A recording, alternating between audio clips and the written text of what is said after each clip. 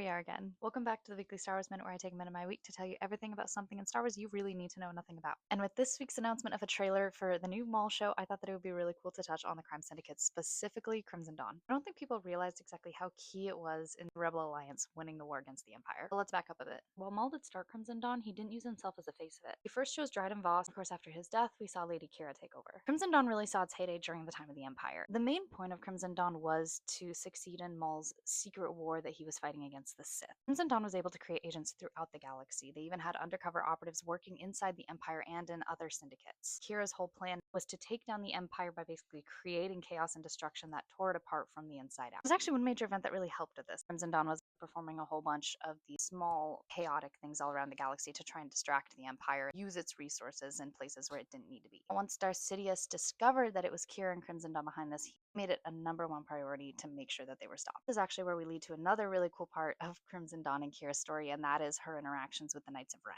I can go into more detail in this in a different video, but long story short, the Knights of Ren and Kira were working together using a weapon called the Fermata Cage, and the goal of it was to take down specifically the Sith using the dark side of the Force. Literally, as this is happening, Darth Sidious and Darth Vader discovered where Kiora was, and they launched an attack. This is known as the Battle of Amaxine Station. She did try to lure Darth Sidious and Darth Vader into a trap. It was unsuccessful, and it did lead to the downfall of the Crimson Dawn Syndicate. Kira, however, did survive and escape. Now we're jumping back to what I said at the beginning. During that time, that use of resources by the Empire to take down Crimson Dawn was a massive mistake. They tried to fight the war on two different fronts, and they were unsuccessful. It's what allowed the Rebel Alliance to have that kind of leeway to regroup. So while it wasn't in the way that Kira intended, it did ultimately lead to the fall of the Empire. If you want to learn more about these events specifically, I recommend The Rise and Fall of the Galactic Empire. This is by Chris Kempshall.